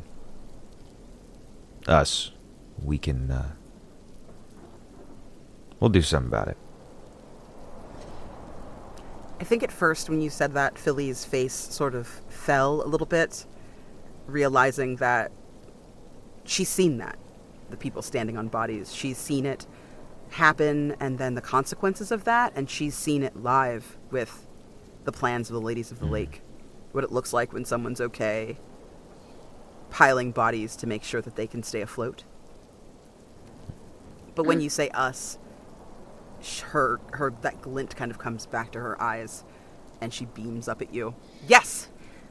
Us! We will make sure they're okay. And you know what? That unlikely friend, Sir Gawain, that you said might not be a friend, but was, in fact, a friend, they're going to stay close to him as well. So maybe this is a time for Vault 12 to evolve. I was saying to Bixie last time that, maybe it might be different if I went home and I was changed. But maybe everyone's going to change, and I'll be just fine. I like the changes I've seen in you, Philly. Yeah? I think you're a lot less annoying. Yeah. I think your trigger fingers itching a bit too much, but hey, it's not pointed at me. So... Well, you said that I should learn how to make sure that I'm defending myself and that sometimes killing is necessary. And I intend to be prepared for that moment when it comes. Crash kind of sits back and kind of looks at the monster that we've all had a hand in creating. She's standing in this little pose, you're leaning on one hip with a leg out to the side, and her arm is on the hip, realizing I'm prepared for any outcome. You're like, oh god, you're prepared for an outcome in which you blow somebody's brains out. That's not what I meant to do. Yay, we saved the city. Well, now that I would say I'd go back in a little bit, just when you mentioned about how Mrs. Trimbley knows the bird's a bird, not the same bird. Yeah. How'd she take it? I'm going to go ahead and let Bix handle that, because I didn't think it was well. So... Bix, what the fuck did you do? Sometimes you have to be sad before you can be happy again. Holy shit. Holy shit. Bix, did you read a book? No. Damn. What happened to you? It's been a week. Well, if I had to guess, I've kind of just been with the church forever. You still rocking with them? Right now they're with the Kings? Yeah, it seems like everyone's with the Kings at this point. Hey, Mrs. Trimbley. Oh, Mr. Cooper. Good to see ya. Oh, it's so good to see your face after so long. Yeah, 7 spins of the earth and feel like I haven't aged more than 7 days. I heard about the bird. The bird? Yes. The bird who's only a bird? A crow, as it turns out. Well, this week I was spending a lot of time with the dog formerly known as Rambo. And got me thinking. That's a little kid that needs a lot of help. Dog that doesn't really fit in. Thought you kind of might be able to relate, being a handy bot with a flamethrower on your arm. This is a dog that can talk and has the biggest fucking ego of any canine I've seen. Bark. Sorry. So, why don't, I'm not good at this shit. This is Robin. Say hi, Robin. Bark. Oh. Take care of it. Maybe. He needs you. Mrs. Tremblay kind of heeds Mr. Cooper's open arm and cautiously floats over to Robin the dog. Kind of rests, floats down to the ground and rests on the ground closest to the dog for a moment. And are you lonely? Woof. Do you feel like sometimes you need, you know, a companion, or like maybe a guide or a teacher or just a caretaker of some kind? I'm standing right behind Mrs. Tremblay, looking at Robin, nodding my head. Yes, you fucking do. Nodding. Well, if you need those things, then I suppose, you know, I have those skills, and I'm not really using them, and I just suppose that I could just spare some of my talents and skills and programming to be there for you. And she sort of has a claw kind of scritch on Robin's face a little bit, and well, you're very cute, very handsome. Bark. Woof woof. She floats back up and turns to not only Crash, but Crash, Philly, and Bix, looking with each of her 3 eyes at each of them, telling me the truth wasn't wrong. It was good. But I do need something. I need something. I like Robin the dog. What a sweet little thing. And I would like to take care of him. But I can't unsee it. Robin the dog is not Robin the boy. Just like Robin the crow, and Robin the pigeon, and Robin the other 517 pigeons are not Robin the boy. I need something to care about. Do we have something I can care about? We're right here. Yes, ma'am. And also, I could be really, really wrong, but are we gonna care about all this? All this? Crash? Well, there are a lot of kids in Brook Lane, Mahatt. They all could use some help. And Robin may not be Robin, but based on what I know about this little flea bag is, you won't be alone in helping the other little Robins around the city. So even if he can't replace Robin, and no other kid can, maybe this Robin can help you help other Robins. Okay. All right. All right. So, instead of holding on to tiny birds till they die extremely quickly, Least resilient animal I've seen. Philly covers Crow's ears and just shakes her head at you. instead, we make Mahatt and Brook Lane better for the kids that live here now. And I can be a part of that. And I can be a nanny again. Like Brook Lane's nanny. I think you're the best one for the job. Well, okay. Okay. What do we do first? Cut another snake's head off, I guess. We could teach them a lesson. I think she knows what that means now.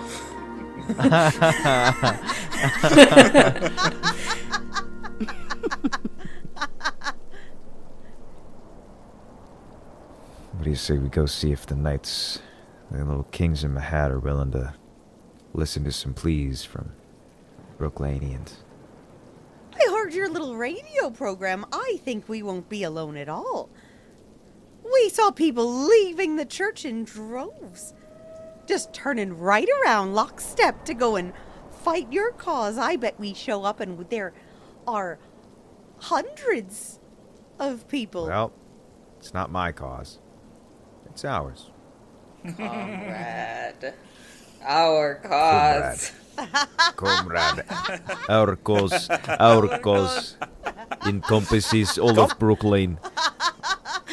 Yeah, the perfect answer to someone trying to establish a monarchy. Let's get in there, baby. Yeah. So, you're all going to this makeshift settlement that the kings have put a foothold in? Fantastic.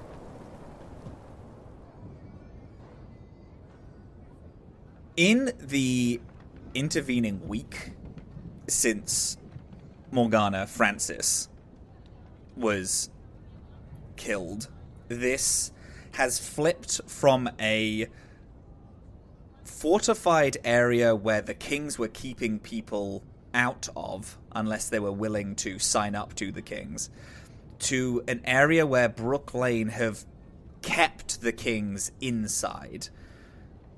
You see in the streets a lot of different members of Brook Lane almost getting ready for a battle. I say almost because a lot of the people here aren't ready for this. If they are ready, they're at the Brook Lane Bridge. These people maybe are a little more trepidatious about getting into a fight. You can go to the gates. The people see you. The gates will open. Immediately you spot people you recognize. Dr. Walcott is talking to David.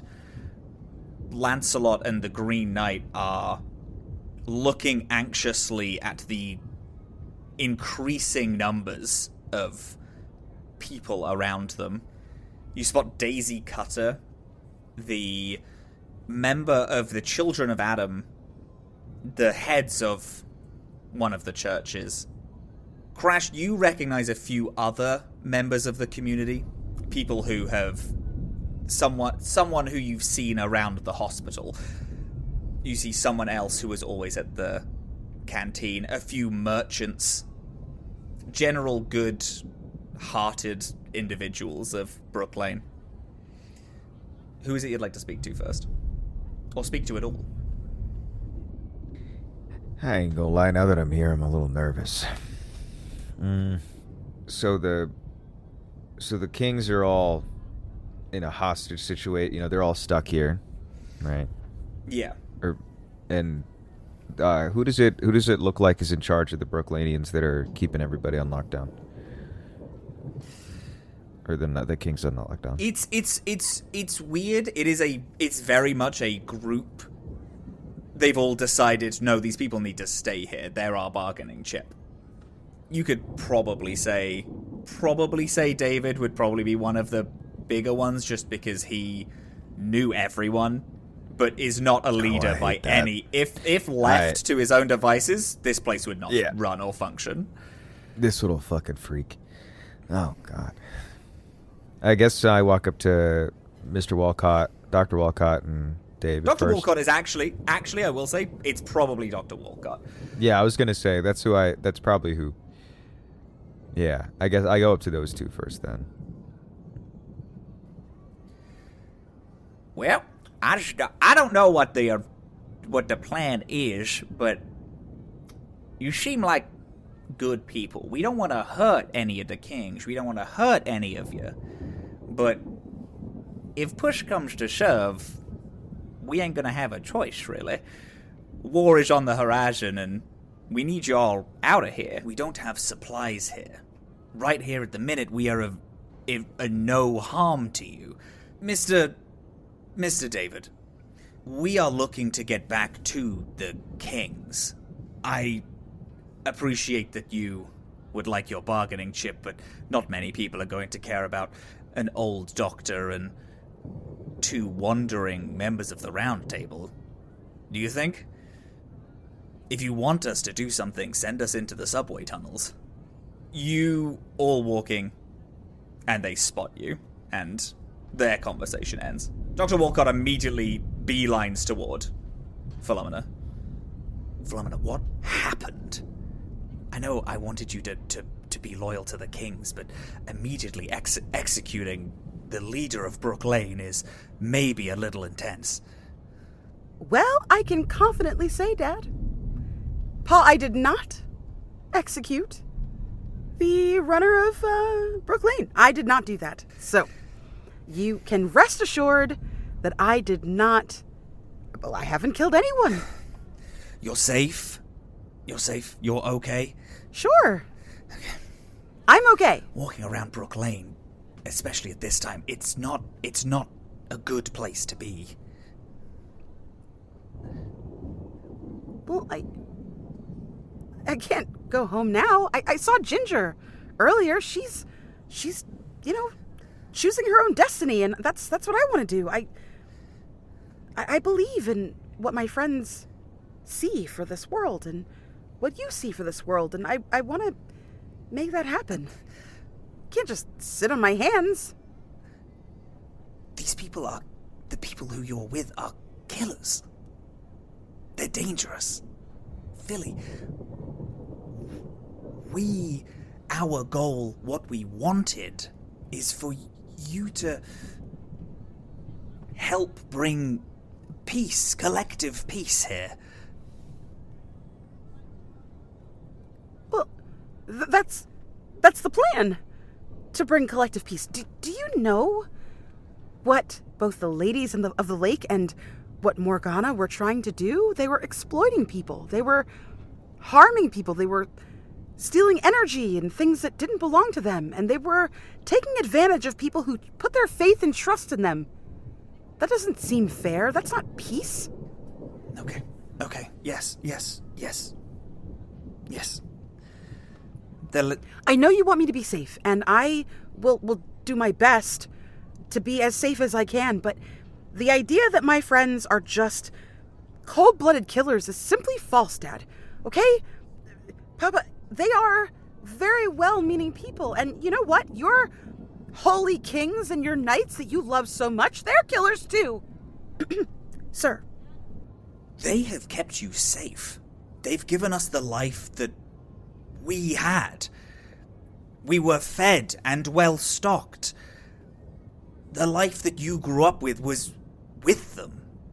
And now yes. now we appreciate what you've done. It's good. I understand. Justice in whatever way has been served. The kings are good, and it is going to be very dangerous here, Philly. I don't want you getting hurt in fighting this battle at all. Come with me, Lancelot the Green Knight. We're going to go back. We're going to go to Merlin, and we can try to get you home. The Kings will sort this Home? out.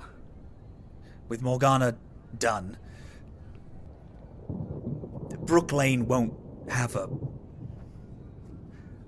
place to stand, and it can be fixed.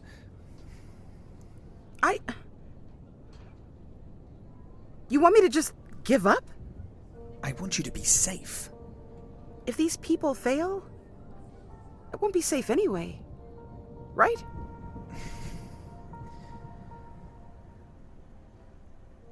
I don't know. I don't know. Papa...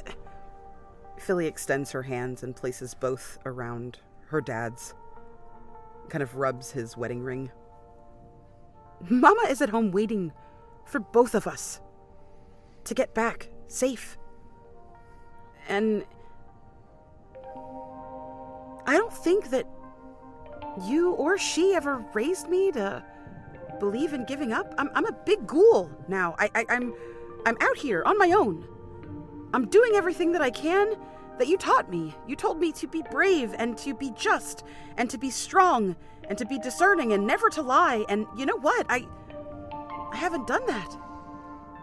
I haven't lied. I really wanted to lie. And Mr. Pants Cooper, he was quite stern. And he told me, hey, Philly, have I ever lied to you? And I said, no, Mr. Pants Cooper, you haven't. And he said, well, then we're not going to start now. And I said, okay. And, you know, I admit I did use my linguistic skills to threaten someone very gently. But as you can see, I am fine. I did not have to harm anyone. I used what you gave me, the gifts that I have. And I don't think that now is the time to stop believing that maybe I can make a difference. I know I'm not that tough, and I know I'm not the best shot, and I know you worry, but anything could happen, Pa. Anything in this world. That's the number one thing I learned. In the vault, things are safe until they're not. Out here, things are not safe until they are. And I want to help make them safe. For everyone.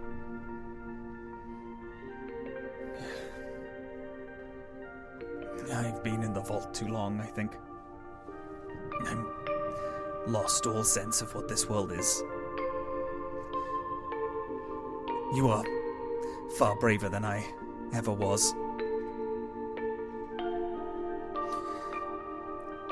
I need you to promise you won't do anything that will ensure that you won't come home. No big hero stuff. That's what I'm hearing you say. No big hero stuff. All right. I can do that, and I think if I go and tell my friends that I am very grown up, thank you, but not allowed to do hero stuff, that they would probably... Ugh. She, crosses her arms really upset. They'd probably agree with you. Good. Okay. But you haven't been a coward, Dad. Leading the vault and raising me and having a family and the pilgrimage that our people took. From the west to here, that took a lot of care and a lot of know-how and a lot of hope. I just want to honor what you've done. That's all. What everyone's done. It's just my turn. You are definitely your mother's daughter. She's gonna love to hear that. She dive bomb attacks him with a huge hug and squeezes him really, really tightly. Probably tighter than I think he's ever felt before. She is quite a bit stronger than when she first left home. Was any of that conversation privy? Were we privy to any of the talk? Or are we still hanging back? You can, poetic license. You can be as privy as you want, unless Candace says otherwise. Oh no, I'm good. I think that at first you guys probably didn't hear like the very beginning of the conversation, but I think as soon as she gets agitated, especially because she's definitely doing a lot of gesturing in your direction. Yeah, I think I wasn't paying attention. I was like, this isn't about me. This is just a father and daughter, and then I heard my name. And then I was like, all right, so I'm yeah. After the big hug, I realized they've kind of come to some sort of conclusion. I walk up, put my arm around Doc, and so what's been going on around here? Give me the I skinny. think, Doc, knowing you and the fact you did the broadcast to unite Brook Lane shrugs you off. You can tell his loyalty still very much lies with the Kings. It's a lot. The people here,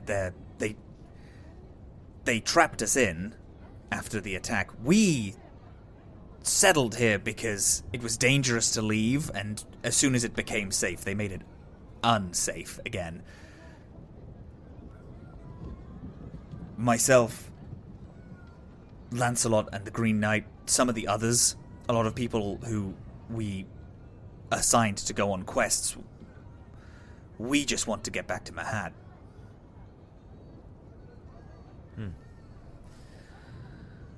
All right, well, did you pack your brown pants? I have just this on me. Yeah. Well, don't shit him. That's what I always say. Right. All right, I want to get the show on the road a little bit for myself. I think I've been itching the entire time I've been in here. I get to the highest vantage I can.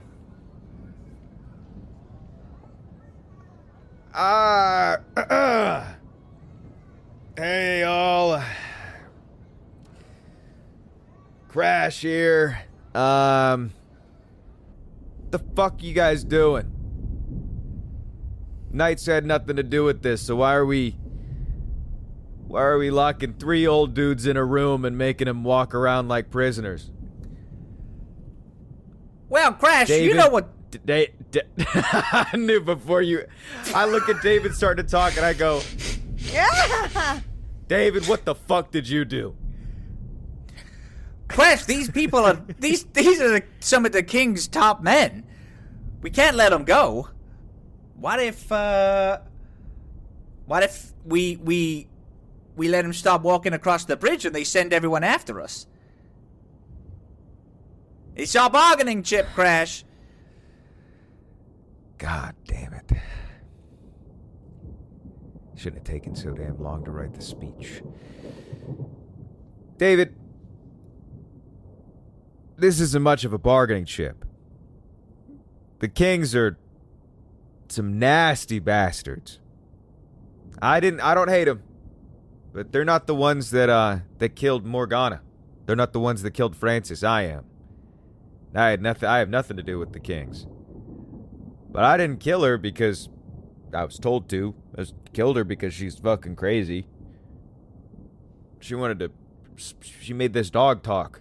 She made the questing beast. And she made this dog talk and be an asshole. She did shit I can't forgive. Robin, sit. Woof. Robin, heel. Bark. Robin, bite. And she's going to hold out a little arm. Robin goes to bite your arm, and an extra set of teeth like a viper pings out of their canines as they... Oh, terrible. That dog's a fucking snake. And that's Francis's fault. And he's ass at chess. Of all the things they could have made him do, they didn't make him play chess well. And I can't forgive that. Okay? So I killed her. I did. It was me. She wasn't, there was nobody lit on fire or anything. Well, anyway, there were some casualties along the way that were not intended.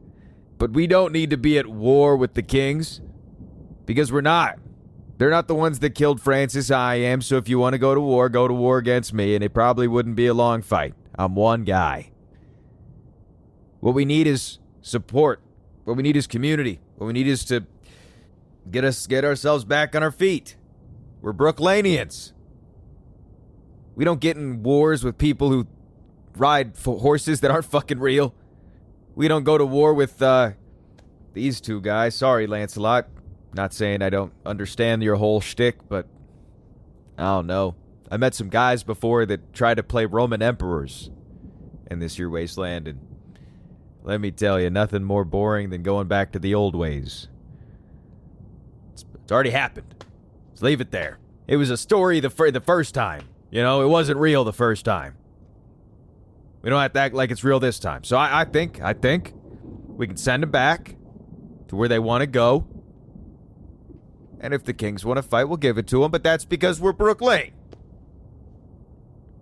But until then, we don't need to make it matter. Angrier. Anyway. So, who wants to lead Brook Lane? David, don't put your fucking hand down, David.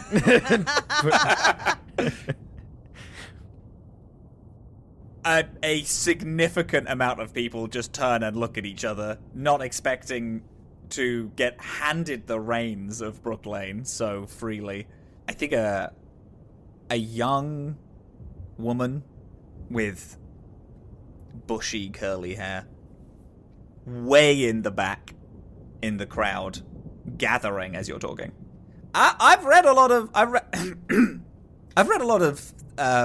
political books. I kind of know how things function. You know, I know how to delegate. Another person, older man. Well, I did a lot of the plumbing, so I know how the pipes work. I think that's good, right? We need pipes. Pipes working? We do need pipes. And you know what? You can be the fucking leader of sanitation. But all right. That's it's the sexiest job in the wasteland. Yep. Let me tell you, there's a lot of waste in that land, and we need it taken care of. Well, you see, because I know how to raise chickens, but apparently I'm not allowed to put my hand up, so whatever. It's fine. David. Don't matter. Back. David. Well, we make them. I forgot. Fuck. I make chickens. Oh, they're good. Oh, fuck. Well, lady in the back, what's your name? Jenny. All right, Jenny. Come here. Pushes by a couple people and gets up to you. Oop, sorry. I'm Crash. Hi. This is Philly. Hello. This is Bix. Hello. And that little terror on wheels is Ms. Trimley. Hi. Hello. All right, we got one person up on the ballot. Does it have to be someone? Do we have to have someone? Nope, and that is what I was gonna say.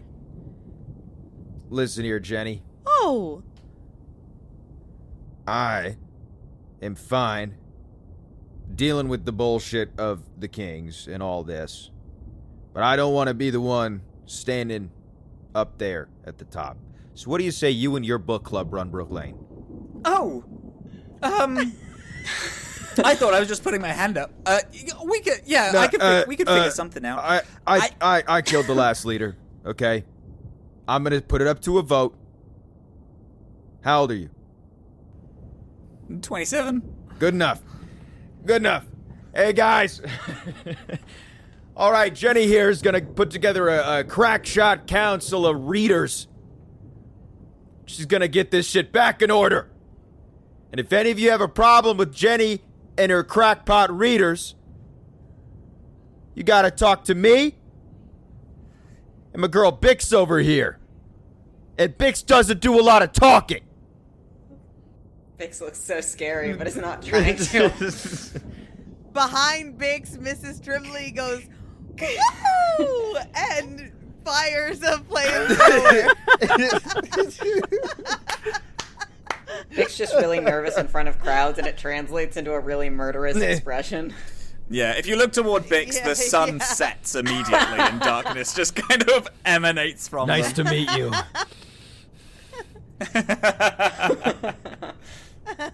What do you guys think about Jenny, huh? Nice girl. A few soft claps around. Yeah! Jenny seems like a nice individual. And Mrs. Trimley says that genuinely, not realizing that her flamethrower is still burning like flames out the top of her arm. A wonderful young lady. Thank you.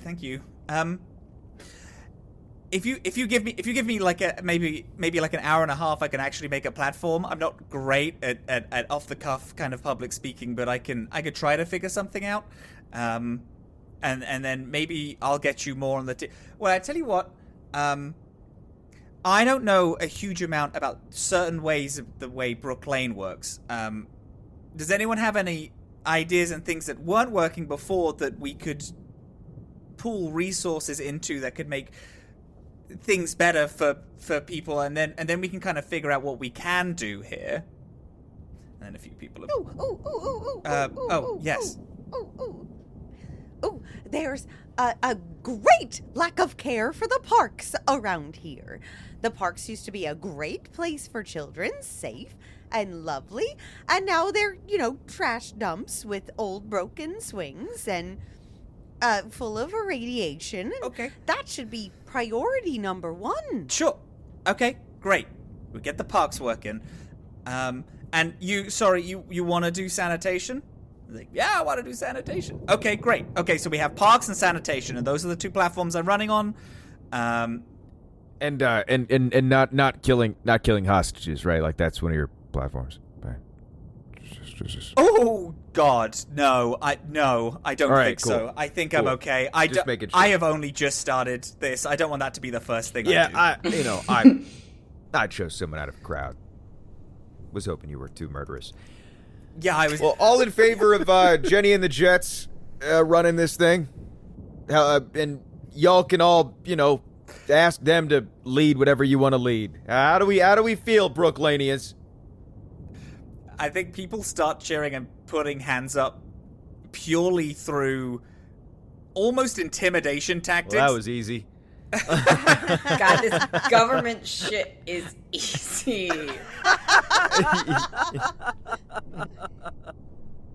Whilst surveying the crowd and people start speaking to Jenny, Jenny goes down and is like shaking hands and speaking to people. A few others almost sidestep out of this crowd and are looking toward, I think, a slightly older man steps forward. Got a 10mm on his side. The situation isn't fixed, though. The kings aren't gonna stop. Yeah, they wanna come in here, right? They want Brook Lane now that Morgana... Yeah. Well, then we better make sure that Jenny gets a solid foundation. We have a solid line here. Let them come. We can hold the line here. Mrs. Tremblay, I like your thinking. What the fuck happened to all of you?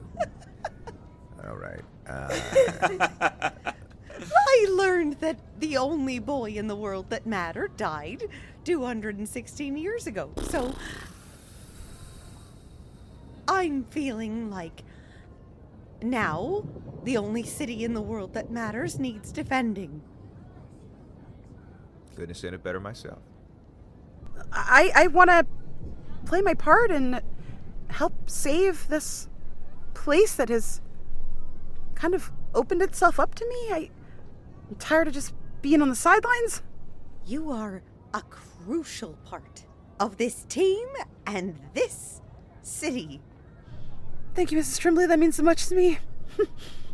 I couldn't have done any of this without you guys, so you already know how I feel. I do unfortunately have to go bust your dad's balls, though. That okay? Just tell him that. Not literally. Tell him that you're gonna just keep me safe, and he will hopefully be in a much better mood. Yeah, I need to figure out why he's being such a king's dick rider. He's scared. Anyway, it's what he knows. You know, they did keep us safe and helped us move across the country, so he places a lot of trust in them. But I think that if you're gentle, you can explain your point of view, and he's a very fair man. They'll hear you out. Okay. More politicking.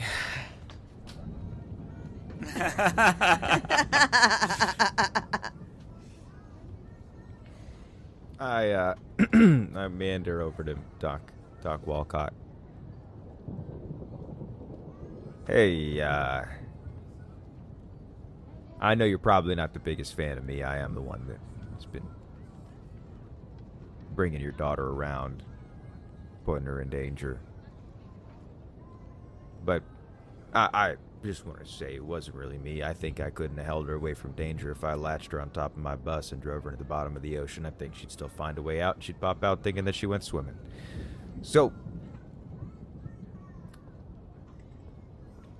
you understand that the Kings are trying to colonize Brook Lane, absorb us. Brook Lane has, leadership now, but with someone who clearly doesn't know what they're doing. The Kings have experience. They've kept us safe for years. They've been in Mahatt for almost 60 years at this point.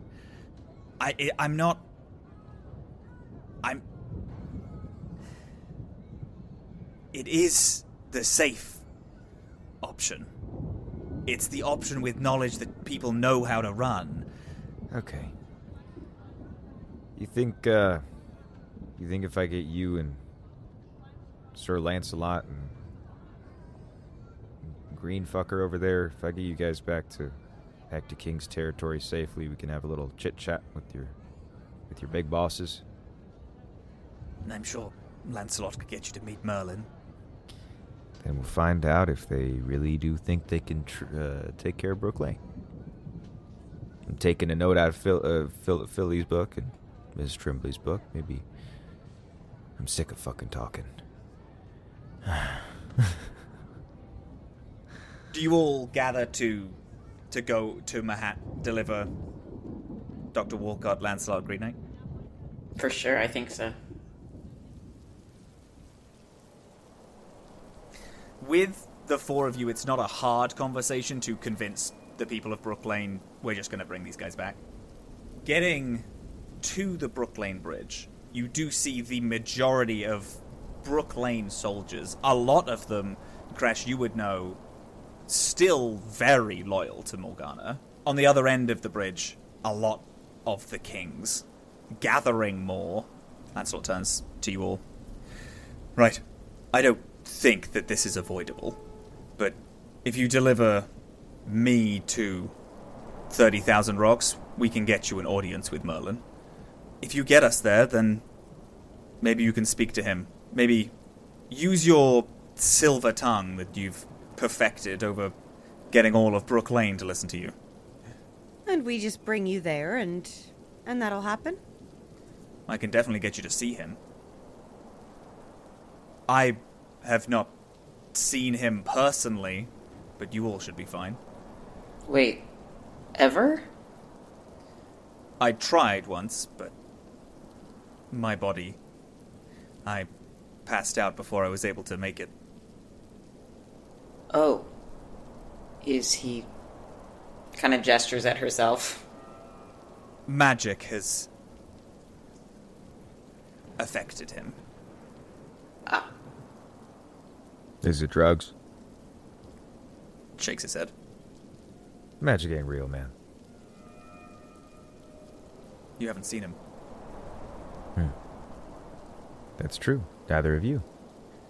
He goes to make a remark back and very quickly closes his mouth and nods. Only one way to find out. Oh. That's interesting. Yeah, let's go see this magic boy. Yeah, let's go see the magic boy. You cross the bridge. Lancelot holds up a hand to the knights who are readying to grab him.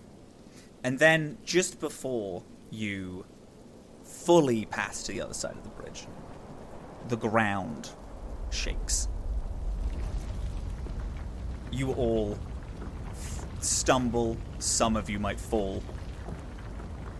Everyone turns and looks out across the East River. In the distance, you all see a hand gripping a torch that lifts up out of the river. Standing at her full height, you all see the Statue of Liberty rise. Oh my fucking god. No! The torch and arm move down and point at the Brook Lane Bridge. And you all hear resonate throughout all of the city. Welcome to New York City, the greatest city in the world. Energy coalesces in the torch and fires, destroying the Brook Lane Bridge. Everyone in chaos starts shooting at each other, and that is where we're going to leave today's session. What do you mean? This is not good. Hello, beautiful, wonderful people. Thank you so much for listening to the penultimate episode of Fallout: The Kings of Mahatt. I'd like to thank Modiphius for sponsoring us with this game. If you enjoyed this and you'd like to give the Fallout system a test for yourself, you can use the code Dorkspawn5 all caps for 5% off the Fallout RPG Corebook and /or the starter set on the Modiphius website. The song you're listening to right now is an original song and the official Fallout Kings of Mahatt song Road to Nowhere by Behold. I'd also like to, of course, thank Many-Sided Media for giving us the opportunity to make this show and our beautiful, wonderful cast. Candace McAfee, Nick Meyer, Dylan Apalian, and Sarah is Coffee. If you are looking at your feed and wondering what Dorkspawn even is, it's a show where Dylan and I goof around and we play choice-heavy video games like a book club. We've covered the Dragon Age franchise, the Mass Effect trilogy, and now we are playing Fallout New Vegas. If you like to listen to two best friends goofing around and then going in-depth on your favorite choice story games, listen on this very feed to Dorkspawn. My name is Robin Ekberg, Captain Krell on all things, and I hope to see you next time, because war never changes.